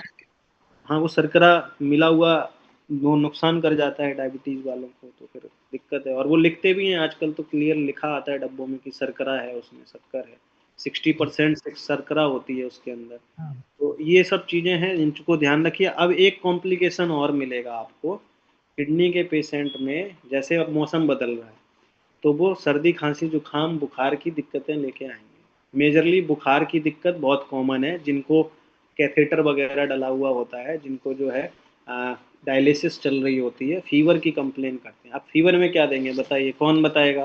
पैरासीटामोल तो नहीं देंगे ऑब्वियसली। नहीं, क्या क्या करेंगे? सनसमनी बटी दे सकते हैं, सडन उसका बहुत पानी है। अच्छा ठीक है, सनसमनी बट्टी हो गया, सडंग पानी हो गया, बहुत अच्छे हैं अल्टरनेटिव। और क्या दे सकते हैं? गोदंती गिलोय गोदंती भस्म, कनवटी। गोल्डन दे सकते हैं, हाँ, गिलोय। और वो नौशाद्र गिलोय नौशाद्र का कनवटी। पट्टी रखना। हाँ, पट्टी रखना बहुत अच्छा आंसर है। क्या है कि देखिए, थोड़े से ना हम प्रत्युत्पन्न मति भी रहे कि हम स्पॉन्जिंग के लिए एक तो बोल सकते हैं, टैप वाटर स्पॉन्जिंग बोल सकते हैं। हर जगह औषधि नहीं देनी होती, क्योंकि रोगी को बहुत सारी औषधियाँ पहले ही चल रही होती हैं, तो वो दुखी होता है दुनिया से। वो कह रहा है कि साला तुम्हें जैसी कुछ बताओ तुम एक दवाई लेके और आ जाते हो। तो एक हमने कल बकेट थेरेपी डिस्कस की थी, गर्म और ठंडी वाली।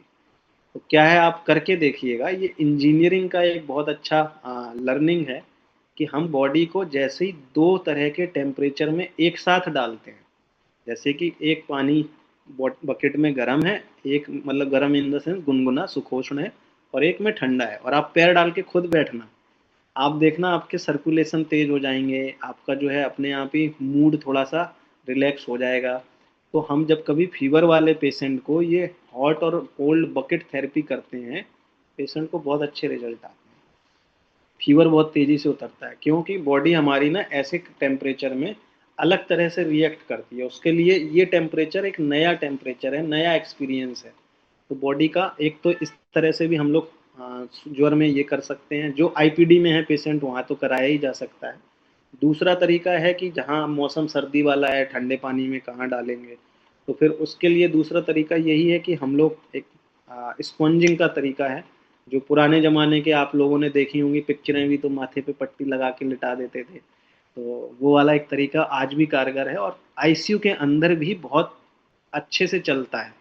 आप लोग देखना, जो क्रॉनिक पेशेंट आईसीयू में एडमिट होते हैं, जिन लोगों का भी आईसीयू का एक्सपीरियंस होगा, तो वहाँ पे वो पट्टी वट्टी लगा के लिटा के रखते हैं, इधर बगल में पट्टी गीली पट्टी डाल देते हैं, पैरों पे लगा देते हैं।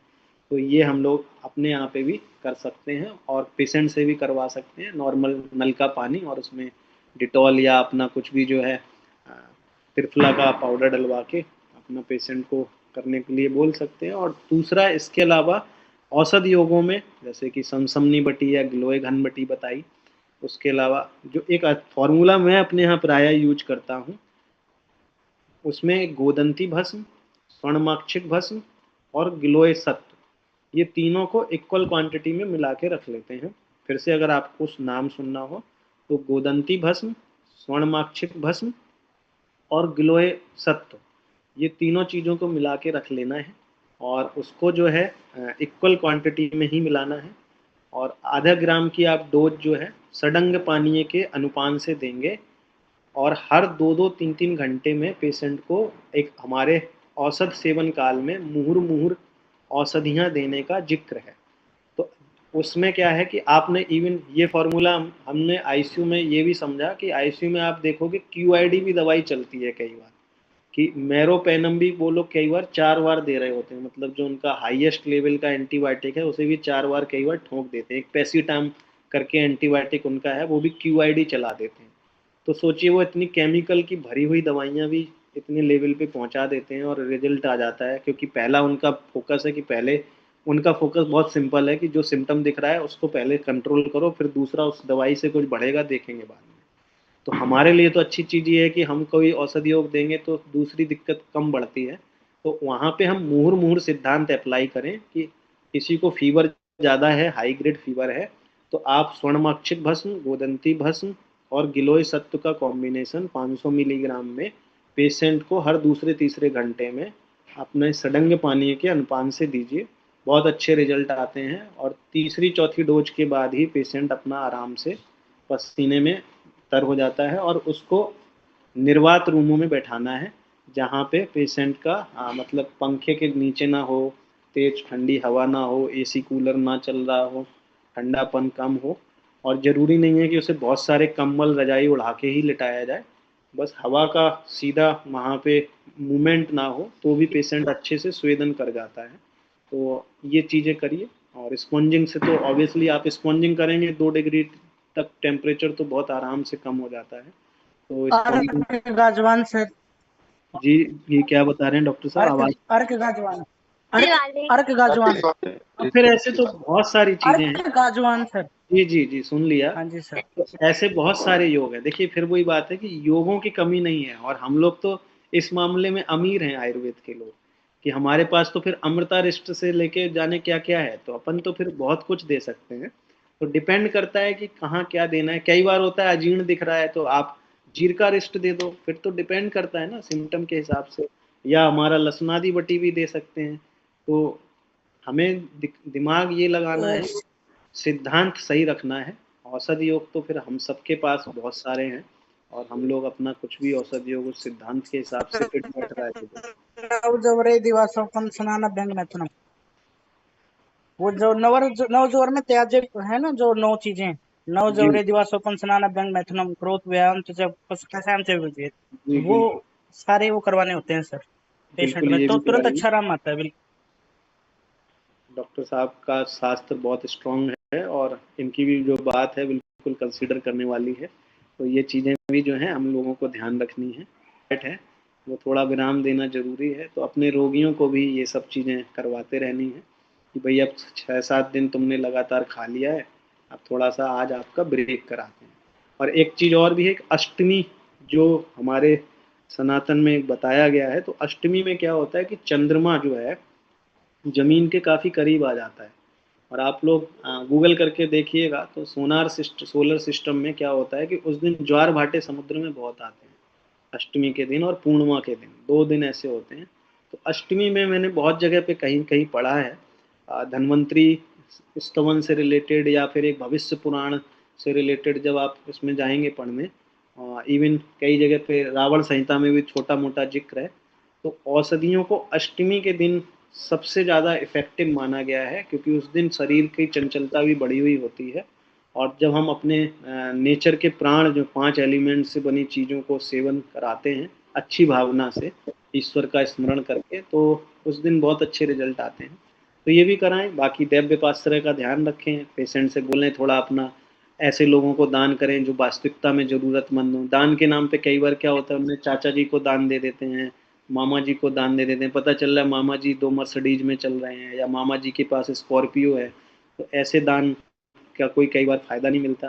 तो पेशेंटों को ये सब भी कराएं, सूर्य के जल चढ़वाएं, शिवलिंग पे जल चढ़वाएं, ये सब भी करवाना चाहिए। थोड़ा उपवास, हमने आयुर्वेद में बताया भी है ना, बलि मंत्र ध्यान। तो बलि का मतलब बकरे वाली बलि नहीं है, बलि का मतलब नारियल का प्रसाद भी फुड़वा सकते हैं। तो ऐसी चीज़ें करवाएं। तो ये सब चीज़ें भी बहुत काम आती हैं दैव विपाश्रय में। तो हमें ये सब चीज़ों का भी ध्यान रखना है। और सर ईचिंग अगर हो रही है बॉडी में तो क्या करेंगे किडनी पेशेंट में? इसमें पहला काम है कि एक तो बाह्य अभ्यंग करा दें उस समय पे, और नारियल तेल से करा दें, बादाम तेल से करा दें, या कोई भी बात सामक। हम लोग जनरली मूर्छित तेल का प्रयोग प्रॉपर करते हैं, हमारे यहाँ रहता भी है, आप लोग चाहें तो अपना वो भी उपयोग कर सकते हैं। तो मूर्छित तेल से अभ्यंग करा दें। और दूसरा है कि हम लोग उसमें हरिद्रा खंड, अगर इचिंग उससे कंट्रोल नहीं हो रही है तो हरिद्रा खंड का प्रयोग कर सकते हैं। हरिद्रा से अच्छा, उससे हरिद्रा खंड से रिजल्ट आ जाता है। एक चोप चीनी चूर्ण भी आता है, तो आप चोप चीनी चूर्ण का प्रयोग कर सकते हैं। एक हमारे यहाँ रुदंती का भी हम लोग कई बार उपयोग कर लेते हैं, तो रुदंती चूर्ण भी रखते हैं हम लोग, तो रुदंती चूर्ण भी दे सकते हैं। पंचतिक्त घृत गुग्गुल भी प्रयोग में कई बार आप करेंगे तो उससे भी परिणाम अच्छे आ जाते हैं। डिपेंड करता है फिर पेशेंट को कहाँ किस चीज़ की नीड है। कई बार आता है, अब जैसे सोराइसिस का ही पेशेंट एक आया था, किडनी फेल की थी, वो जो मैंने फोटो भेजी है ना, वीडियो एक कल टब वाला, वो पेशेंट एक्चुअल में सोराइसिस की 17 साल से दवाई खा रही थी, उसकी किडनियाँ उसकी वजह से फेल हो गई। और एलोपैथी में ना तो सोराइसिस सही करी उन्होंने, और उसकी किडनी और ख़राब हो गई।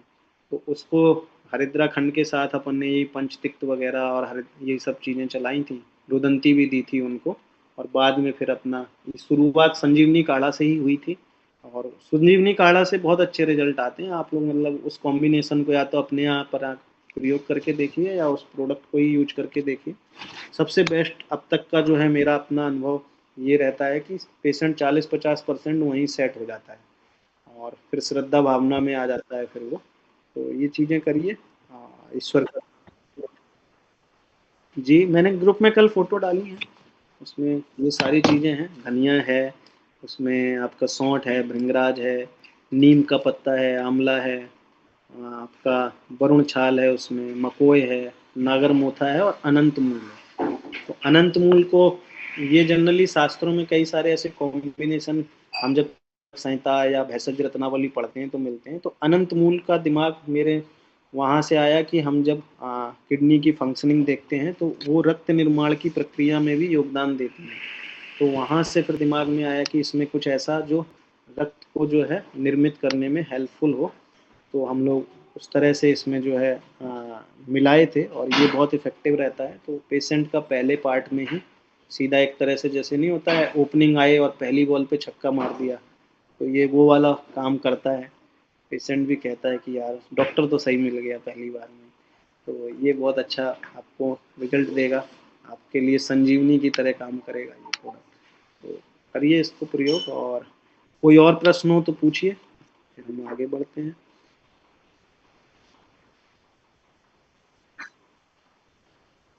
हम्म हम्म ठीक है। हम्म हम्म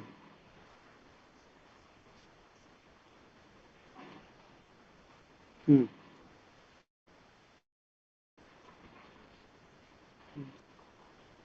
हम्म।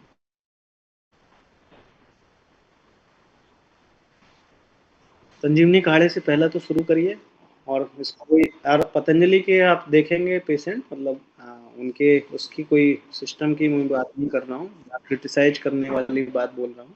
वहाँ काढ़े उबाल के दिए जाते हैं जितने भी ऐसे रोगियों में चलते हैं, और उसके उल्टे इफ़ेक्ट ज़्यादा मुझे दिखते हैं, क्योंकि कई मरीज आते हैं पतंजलि वगैरह के भी वो सारे सिस्टम को फॉलो करके आ रहे होते हैं, और उनके रिजल्ट लंबे समय में अच्छे नहीं आ रहे होते। तो हम संजीवनी काढ़ा से शुरू करें, रीनल प्लस हम उनको सिरप भी डालें, अपने जिगर के लिव वगैरह या हेपेटो प्रोटेक्टिव कॉम्बिनेशन दें, आम पाचन वाला कॉन्सेप्ट भी ध्यान में रखें।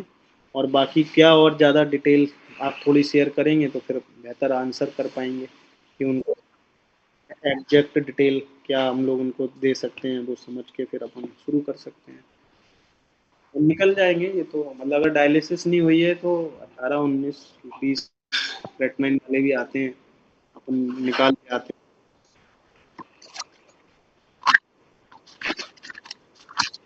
देखते हैं कई बार क्या होता है ना, एक राकेश जी हैं, आप में से किसी ने नाम पता नहीं सुना हो कि नहीं। राकेश किसी व्यक्ति का नाम नहीं है, रा से राहु, के से केतु और सा से शनि।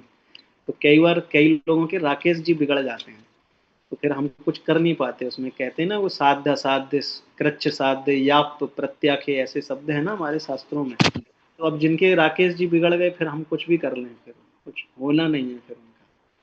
तो पहले बहुत सारे ऐसे विचार आते थे कि यार हम, कष्ट भी फील होता था, कई बार रोना भी आ जाता है, मरीजों को देखते हैं तो अंदर से आत्मा भी बड़ी दुखी होती है कि यार क्या हम लोग कुछ कर नहीं पा रहे हैं। तो फिर एक हमारे हैं गुरुदेव हैं, उन्होंने बताया, वैद्य मायाराम उनियाल, आप लोगों ने शायद किसी ने सुना हो नाम। बहुत मेरे प्रिय, मतलब मेरे को जीवन में एक साहित्य के रूप में लेखन में सेप देने वाले वो व्यक्ति हैं। तो उनसे ही चर्चा कर लेता हूँ कभी कभी। तो उनसे बात की कि सर ऐसे ऐसे होता है कि पेशेंट जो हैं सही नहीं हो पाते, या तो एक तो राकेश जी वाला उन्होंने बताया, और दूसरा उन्होंने कहा कि क्या है कि एक कहानी सुनाई उन्होंने कि एक चीटा था, कि आप लोगों को भी सुना देता हूँ, काम आएगी आपको भी, क्योंकि हम आयुर्वेद के लोग हैं थोड़े।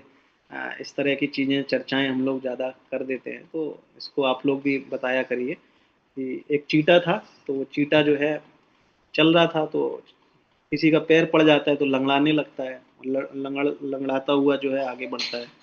तो एक बड़े संत महात्मा व्यक्ति थे, सिद्ध महात्मा बड़े बहुत, और उनके गुरुदेव के यहाँ वो रहा करते थे, माला आला जप करते रहते थे, हर टाइम पे हरि भजन करते थे। तो बड़े दुखी होते हैं उस दिन, रोने लग जाते हैं कि देखो गुरुदेव, ईश्वर कैसा निष्ठुर है, और ये एक पहले तो इसे चीटा बना दिया है, और चीटे, इस जीव को चीटे के बाद भी इसके दोनों पैर जो हैं टूट गए हैं, इसकी दुर्दशा हो रखी है। तो उनके गुरुजी कहते हैं कि अभी तुम्हें ये चीटा और दो पैर लंगड़ाते दिख रहा है, इससे पहले ये 21 बार दुनिया में राजा बन के पैदा हुआ है। तो इसके 21 जन्मों के प्रारब्ध भोग रहा है। तो क्या है ना कि हम लोग चूंकि आयुर्वेद के लोग हैं, ईश्वरवादी लोग हैं, और हम पूर्व जन्म और इन सब चीज़ों में भी ध्यान रखते हैं, तो अब पता नहीं वो कौन से राजा बन के यहाँ पे अपने प्रारब्ध काटने के लिए रहे हों। तो बहुत ज़्यादा भावुक और इमोशनल नहीं होना है, अपनी ओर से प्रयास ईमानदार करने हैं। राकेश जी भी इस दुनिया में मौजूद हैं, और पुराने प्रारब्ध भी उनके उनके साथ रहते हैं। तो हमारे हाथ में जो है, हमें बस उतने पे फोकस रखना है, बाकी तो आनंद लेना है इस जीवन का, और अष्टांग योग से बढ़ना है, फिर अपने तुरीय अवस्था से ऊपर की ओर बढ़ना है। यही एक जीवन का ध्येय लेके चलिए, है ना। और क्या प्रश्न है, पूछिए।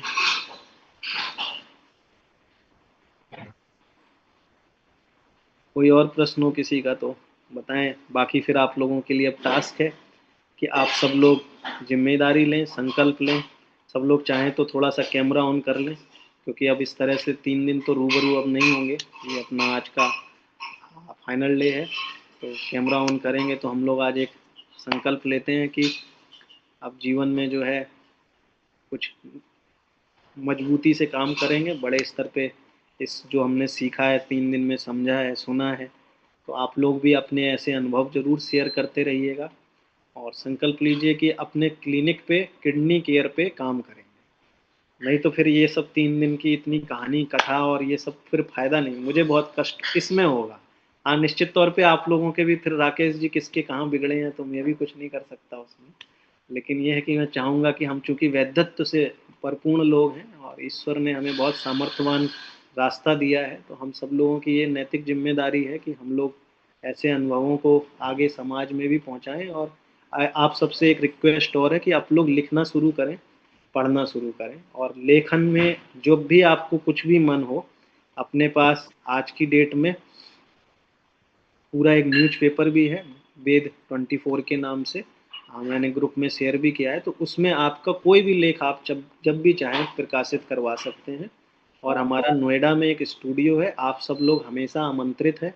जब भी आए, मेरे से व्यक्तिगत रूप में नंबर है, आप सब पे चर्चा करें, फ़ोन करें, समय निकाल के आए। किसी विषय पे आपको तैयारी करके आना है तो अपने पास टेलीप्रॉम्प्टर भी है, मतलब एक स्क्रीन सामने चलती है, आपका कुछ टाइप किया हुआ आप लाओगे तो उसमें वो सामने दिखता है, और उसके ठीक पीछे कैमरा रख जाता है। तो आपके उस क्वालिटी के वीडियो, जैसे अभी मैंने लिंक शेयर किए, जैसे हमारी उस क्वालिटी में जो हमने शूट किया है, आपके लिए भी उस क्वालिटी में शूट करके आपके लिए भी तैयार कर देंगे। और कोई अपन इसकी कॉस्ट वॉस्ट चार्ज नहीं है, ये अपने वैद्यों के लिए अपना एक कार्यक्रम है जो हम लोग करते रहते हैं, पॉडकास्ट भी करते हैं। आप में से आप सब आमंत्रित हो, किसी विषय पे आपको अगर पॉडकास्ट में बैठना हो अपने साथ तो आप आइए, स्वागत है। और इसी बहाने मेरी ऊर्जा और बढ़ेगी, क्योंकि मेरी तो ऊर्जा यही सब है, इन्हीं सब में आनंद आता है। मुझे लड्डू पेड़े मिले ना मिले, अपने वैद्यों से संवाद हो जाए, 2-4 आयुर्वेद के काम हो जाए, मेरा काम दिन में इसी से हो जाता है। तो आप लोग इसको अपने जीवन में उतारिए और संकल्प लीजिए कि हम लोग किडनी केयर के माध्यम से लगातार काम करेंगे, लोगों को भी हम लोग काम जो है अपना पहुंचाएंगे और उनको भी जीवन में अच्छे रिजल्ट देंगे और हर चीज़ का डॉक्यूमेंट तैयार करेंगे। हम सिर्फ ये बातें नहीं करेंगे कि हमने ये सही कर दिया, हमने वो सही कर दिया। डॉक्यूमेंट नहीं भी हो तो वीडियो रिकॉर्ड बनाएं, उसमें बिफोर आफ्टर की फ़ोटो लगवाएं। और आप पे एडिट नहीं हो पा रहा ना, आप भेज दो यहाँ पे। अपने पास मीडिया की 3 लोगों की टीम प्रॉपर है जो वीडियो एडिटिंग पे ही बैठे होते हैं। मैं उनसे आपका काम करा के आपको भिजवा दूँगा और आपका अपना लोगो वोगो जो आपको डलवाना है वो सब डलवा के आपको दे देंगे। आप कहेंगे तो हम लोग यहाँ पे और अपने एंड से भी कुछ प्रचार प्रसार करना है वो करेंगे। आपकी क्लिनिकल लेवल में कोई दिक्कत आ रही है, हॉस्पिटल कुछ बनाने की योजना है और विस्तार देने की अपने काम की कोई योजना है, आप सहज चर्चा करें, बिल्कुल भाई वाली बात की तरह चर्चा करें। बिजनेस मेरे लिए ये सब इन हर चीज़ में हम लोग नहीं सोचते, क्योंकि एक ही ध्येय है कि अपने वैद्यों के लिए यार कोई सोच नहीं रहा देश में। ज़्यादातर लोग लगे हुए हैं बस अपनी चीज़ें अपने सिस्टम में। और आप लोग में से बहुत सारे ऐसे लोग भी हैं जो निरोग स्ट्रीट के समय से जुड़े हैं, कई लोग ब्रह्म आयुर्वेद के समय से जुड़े हुए हैं। तो कोशिश हमेशा से यही रही है कि अपने वैद्यों का एक सिस्टम ऐसा हो जहाँ हम लोग बॉस की तरह काम करें, हम लोगों के बारे में सोचने वाला कोई हो। तो अब दूसरा कोई सोचेगा तो उसका तो इंतज़ार अपन नहीं कर सकते। तो हम लोगों का ये जो मेरा ये पूरा प्रयास है, और ये प्रयास मतलब अपने व्यक्तिगत नहीं है, आप सब लोग इस तरह से जब ऊर्जा देते हैं तो उससे और थोड़ा सा मनोबल बढ़ता है। तो प्रयास यही है कि वैद्यों की दुनिया हम लोग ऐसी तैयार करें जहाँ पे हमें कभी किसी और के ऊपर डिपेंड ना रहना पड़े। जैसे कई लोग आजकल ना टेलीविज़न में आते हैं, आयुर्वेद के लोग हैं जो आयुर्वेद के नहीं है लेकिन आयुर्वेद में काम कर रहे हैं, वो भी अपने 25 साल तक मैंने आईसीयू में ही काम किया है। तो उन्हीं सर की बात में मैं और जोड़ देता हूँ कि कानूनी रूप से आपको अपने यहाँ एडवांस फैसिलिटी ऐड करने के लिए कोई मनाही नहीं है। जी हाँ, मशीनें खरीदने पे मनाही है कई सारी, कि उनके लिए फिर मनाही नहीं है, उनमें भी मनाही नहीं है। आपको फिर वो डॉक्यूमेंट प्रोसेस पूरा कराना है, एमबीबीएस डॉक्टर का डॉक्यूमेंट लगाना है। नहीं है जरूरत आईसीयू के लिए, आईसीयू कोई के लिए जरूरत नहीं, आईसीयू के लिए नहीं बोल रहा मैं, उन इक्विपमेंट अपने एक्सरे मशीन, अल्ट्रासाउंड मशीन या एक्सरे के डॉक्टर जी अलग होते हैं, हाँ, तो उस वजह से डॉक्टर अलग। वहाँ वहाँ पे जब हमें ऐसी चीजें करनी है तो वो लॉ आता है, उसको फॉलो करना है। अब आई आईसीयू थिंक वगैरह के लिए अब जैसे सर्जरी रूम है, सर्जरी रूम भी जो है कोई उसका रूल थोड़े है, आप कितना भी एडवांस सर्जरी रूम बना लो, कोई ये थोड़े कहेगा कि ये आपने कैसे बना दिया। तो उन सब की दिक्कत नहीं आती। जी सर, आप अभी कुछ हमने अभी हमारा एनएबीएच का असेसमेंट हुआ है, तो असेसर ने कोई उल्टा अप्रिशिएट किया है कि आपने आईसीयू मेंटेन किया, बहुत अच्छा है, कहीं कोई सवाल नहीं था उसका, तो ये अथॉरिटीज सब का कोई दिक्कत नहीं आता। objection नहीं है उसमें। ठीक है, तो ये सब है। और भी प्रश्न हो कुछ पूछिए फटाफट। और आप सब लोग अपना एक टेस्टिमोनियल बनाएंगे किडनी के ऊपर, जो आपको कुछ भी समझ में आया हो उस पर आप अपने अपने प्लेटफॉर्म पे डालेंगे और उसकी ओपन लिंक जो है ग्रुप में शेयर करेंगे, हम सारे लोग लाइक करेंगे। और जो लाइक नहीं करेगा उसका नाम लिख लिख के आप लाइक करवाइएगा कि आपने लाइक क्यों नहीं किया। तो ये हम लोग आपस में एक दूसरे का ये भी तो सपोर्ट करें कि मान लो डॉक्टर मनीष शर्मा जी ने एक वीडियो डाला और हमारे ग्रुप में हम 40 लोग हैं, हम 40 लोगों ने से अगर 30-35 लोगों ने लाइक नहीं किया तो हमारा हक बनता है कि आपस में हम लोग ये भी एक दूसरे का सपोर्ट करें। तो ये भी हमें करना है और धान्याम्ल धारा ही हमें प्रेफर करनी है। कल के सेशन में हम लोग ऑलरेडी ये सब डिस्कस कर चुके हैं। मैं लिंक शेयर कर दूंगा तीनों सेशंस में, तो आप लोगों का जिसका जो